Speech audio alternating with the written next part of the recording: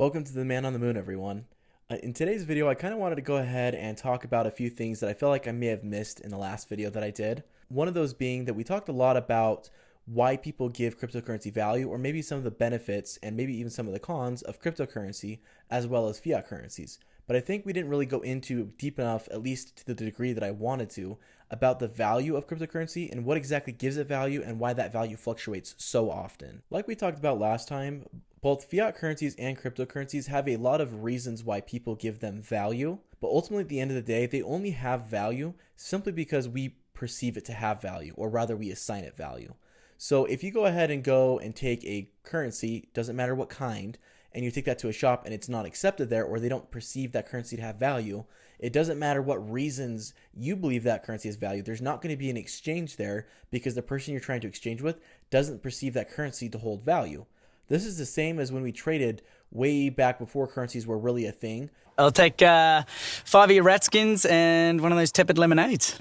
It's one chicken, mate. Well, currency is a way of representing that barter system value. It's a way we've basically decided that this thing holds a specific value that's represented by this specific currency, and we can then take that currency and exchange it for other goods or services at whatever going price it's being asked for, or what other price is agreed upon between the two parties that are exchanging.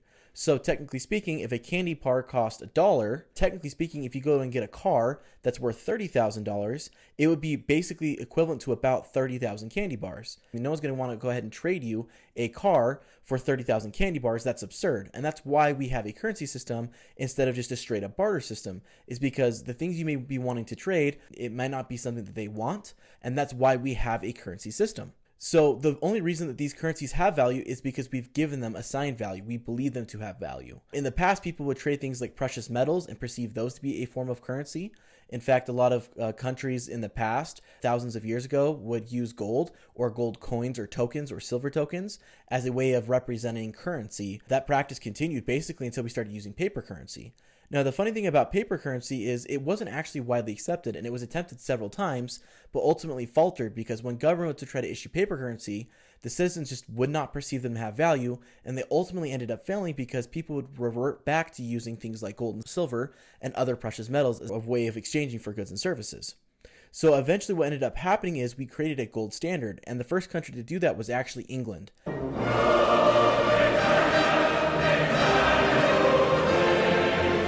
So they tied their paper currency to a specific amount of gold so that it would be then representative of some form of value that people could kind of perceive.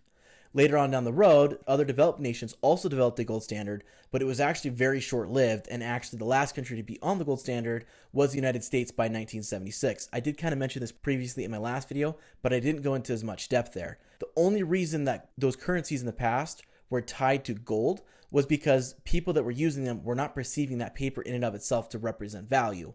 So there was kind of this needed step for governments to say, hey, this paper represents this much gold, and that's what gives this paper value, and you already perceive gold to have value, so that's what makes that work. Yeah, that makes sense. Whereas nowadays, most people don't equivocate their dollars or their euros to a specific amount of gold because, first of all, it's no longer backed by gold standard, but secondly, it's because we already perceive currency and paper money to have value. Show me the money.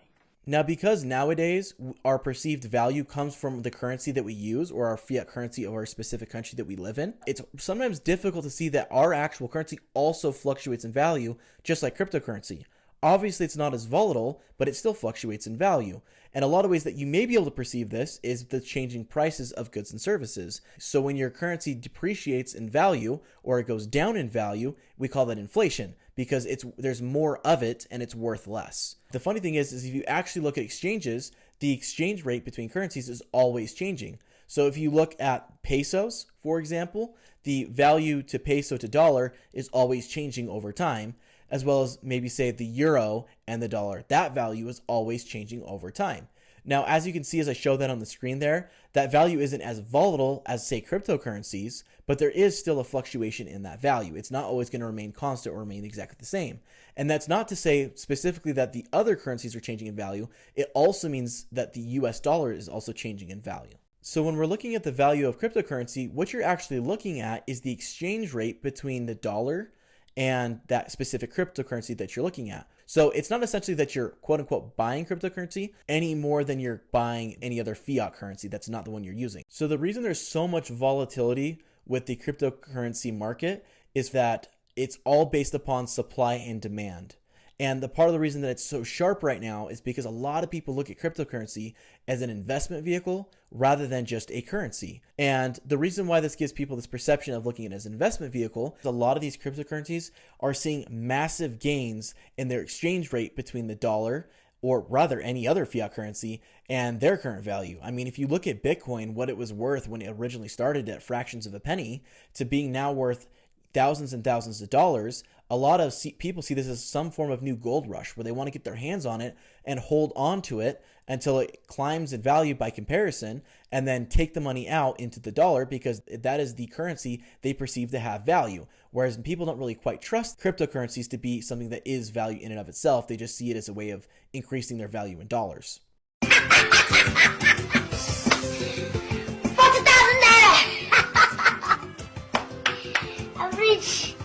So because people perceive cryptocurrency as an investment vehicle and a way for their money to grow exponentially, and the whole reason they're investing in it is to gain more money rather than just using it as a currency system, when that price starts to skyrocket, you get a lot of FOMO, or fear of missing out, and a lot of people wanting to get on the bandwagon and ride that train to help build basically their net worth or just their investment portfolio.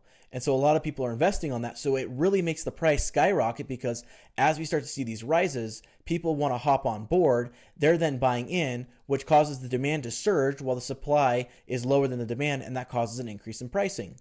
Whereas when there starts to be a dip in the value, people start to become fearful that the crypto market is going to crash or that it's going to depreciate in value substantially. And so when that starts to happen, everyone starts to pull their money out, which causes a stronger dip. So essentially people's fear and their lack of understanding of what cryptocurrency is and how it works, a lot of people frankly don't understand how volatile it really can be.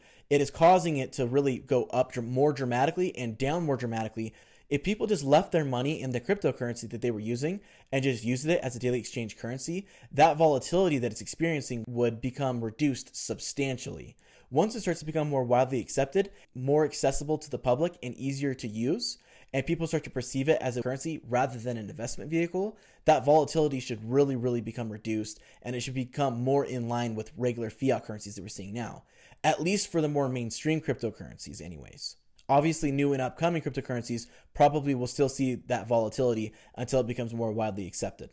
So the value of cryptocurrency, or rather the exchange rate of cryptocurrency to be more accurate, is basically determined by supply and demand, or rather put simply, it's the price that people are willing to pay for it. So as there's a larger demand and less supply, that price will start to creep up. More supply and less demand, that price will start to creep down. And that volatility comes from what we talked about earlier. Fiat currencies, just like cryptocurrencies, can also see a lot of volatility in their prices. The United States dollar last year actually went down in value about 9%, and some experts, according to Business Insider, are saying that if things don't change, there's a large possibility that the value of the dollar could decrease as much as 35% by the end of 2021 in comparison with other fiat currencies. So like we were talking about before, other currencies like the dollar can also experience volatility and increases and decreases in prices, and those can fluctuate based upon what the government's basically doing. The reason this has been having an issue in the United States is because of the Federal Reserve and because of the massive amounts of dollars they've been printing recently. The reality is cryptocurrency is indeed the way of the future. As it becomes more widely accepted and as more people start to go ahead and become adopters of cryptocurrency, more companies will get on the bandwagon and will allow cryptocurrency to be a payment method for different products and services. It's still really early in the adoption phase of cryptocurrency. So getting on board with cryptocurrency now, you probably still will see some increases in the value that you hold. But ultimately speaking, we really want to use cryptocurrency for the other use cases that it has that I went over in more detail in my last video. Because it's so early with cryptocurrency, there is still going to be a lot of growing pains. And some of those we've seen with the volatility in the market, but also on top of that, there's going to be a little bit of resistance. And the resistance is mostly going to come from places like banking systems and governments because they have a large investment in the already existing fiat systems. And these cryptocurrency systems that are basically solving a lot of the issues with fiat currencies, as well as basically taking away a lot of the power and control of currencies from banks and from governments, is a reason why they don't really want this to continue, or they really don't want this to kind of take off and become the new norm. So there's going to be a lot of resistance from them as this starts to play out and as cryptocurrency becomes more widely accepted and more widely understood. But ultimately, cryptocurrency will become the future because of the benefits that it offers over fiat currencies. I am inevitable. So if you're interested in exchanging some cryptocurrency and buying some cryptocurrency and you've never done that before, the place to do that is on exchanges. So those exchanges are places that will actually connect your wallet to the blockchains so you can actually use exchanges to make purchases or to send money to friends or family. One of the more well-known exchanges for cryptocurrency is Coinbase. Coinbase exchanges cryptocurrencies like Bitcoin, Ethereum, and the more well-known and more well-established cryptocurrencies. It's one of the more well-trusted exchanges as well. There are other cryptocurrency exchanges out there, especially for a more diverse amount of cryptocurrencies. Maybe cryptocurrencies that aren't as well established, not as well known, or may not qualify for those other larger exchanges. Binance and Binance.us, if you're in the United States, is one of my personal favorite exchanges because it holds other coins like Dogecoin and several other cryptocurrencies like VeChain that are not available, at least at time of recording, on exchanges like Coinbase. I also really like the graphs that's offered on Binance.us. There are also a lot of other smaller exchanges that you can use for cryptocurrencies like MetaMask, which uses PancakeSwap to go ahead and get the more fringe or newer cryptocurrencies that are either really early in development or just aren't as popular or widely available on the more well-known exchanges. All of these exchanges may have some pros and some cons. Some of them are going to be more often used simply because they've got a more user-friendly interface, and others might be a little bit less user-friendly, or they may just not offer the coins that you're looking for. So do some research on the exchange that you want to go ahead and use. I'll leave a link down in the description for a link to Binance.us as well as to Coinbase if you want to go ahead and get started with those, as well as to Webull if you want to go ahead and use that for trading your cryptocurrencies. I hope this video was able to answer a few more of your questions about cryptocurrency, its value, and how that value is determined.